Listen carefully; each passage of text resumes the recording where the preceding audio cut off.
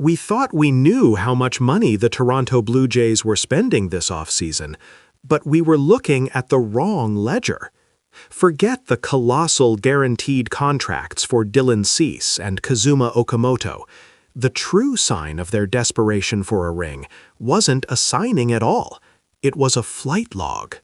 A deeply placed source inside the organization has confirmed that during his clandestine visit to the Dunedin facilities, Yoshinobu Yamamoto wasn't the only star athlete observed. In a highly secured private training session, Jays officials were seen tracking the internal velocity of Kyle Tucker's swing in real time, matching it against historic Bichette data, suggesting this pursuit is less about negotiation and more about premeditated tactical replacement aimed at solving a specific October deficiency. This is not just a rumor. This is a calculated assassination of the MLB status quo, driven by pure, agonizing revenge. Welcome to 603 Snap News, where we analyze the seismic shifts ripping through Major League Baseball. Today, we break down the most aggressive offseason play in modern franchise history, the Toronto Blue Jays' all-in gamble, fueled by a revenge arc that started with the cold, bitter taste of defeat last October. The Blue Jays' movements this winter have transcended mere team building. They represent a fundamental declaration of war. After the excruciating World Series defeat, where they were pushed to the brink by the Los Angeles Dodgers, the message from ownership was unequivocal. As prominent Toronto sports writer Kenji Sato puts it, the owner's note after the playoff exit was reputedly just one word: revenge. That bitterness has manifested into a blank check.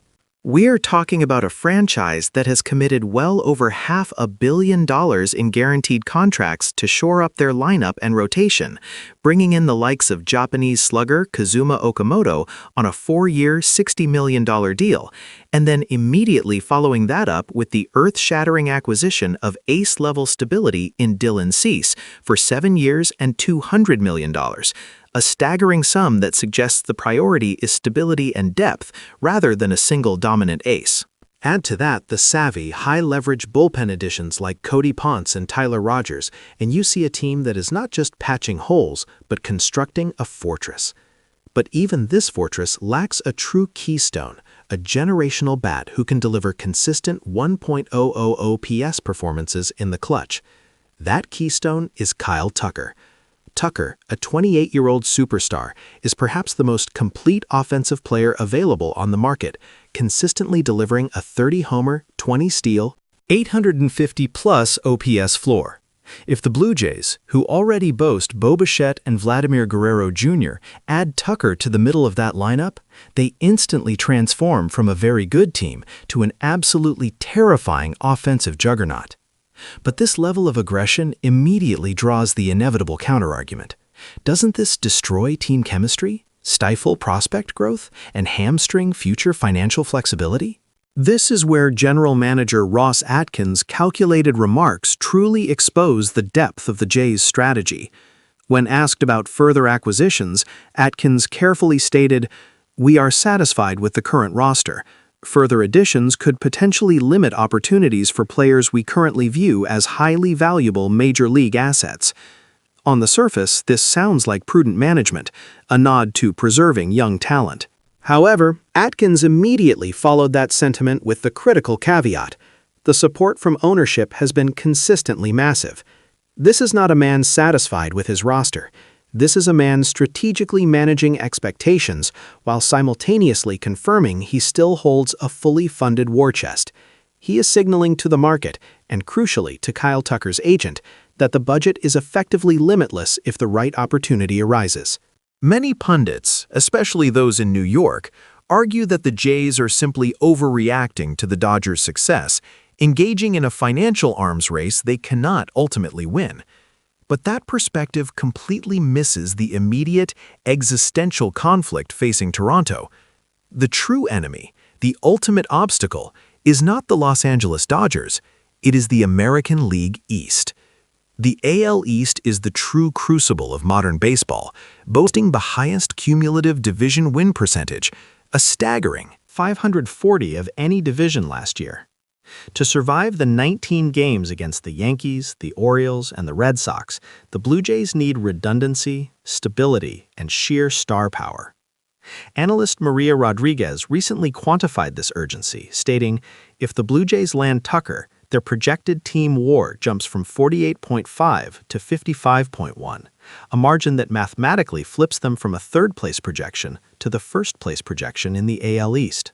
They are optimizing for division superiority, not just a hypothetical World Series matchup. Winning the division means avoiding the brutal wildcard grind, saving precious pitching arms, and securing home field advantage. For a team that suffered crushing home losses in last year's playoffs, the value of those home games cannot be overstated. The acquisition of Tucker, therefore, is not merely about achieving World Series glory. It's about achieving regional dominance first. The price tag for Tucker, projected to be north of $250 million over 10 years, will undoubtedly impact the development of promising prospects like Orelvis Martinez or Addison Barger. But here's the critical, subtle twist. The financial leverage for this monumental spending spree is reportedly tied to an internal mandate from Rogers Communications. The owner, a massive media conglomerate, is not simply spending money out of passion. They are treating the team's success as a necessary marketing investment, with an internal goal of boosting stadium attendance and television market share by a specified 15% average increase over the next 3 years. This explains the urgency and the ruthlessness. They aren't just buying wins, they are buying market saturation, making the Blue Jays' success an integral part of the corporate ecosystem. This is why they are willing to outbid rivals like the Mets and the Dodgers, who are constrained by their own long-term financial philosophies. The Jays are betting that a World Series title, secured by a terrifying lineup featuring Okamoto and Tucker, will generate far more revenue than the cost of the contracts. The question is no longer if they can afford Tucker, but whether they can afford not to acquire him. The Blue Jays have placed their chips on the table, betting their entire future on one monumental offseason of aggressive, calculated acquisitions. Will this high-stakes aggression pay off, or will the massive contracts hamstring them for the next decade? Let us know in the comments below.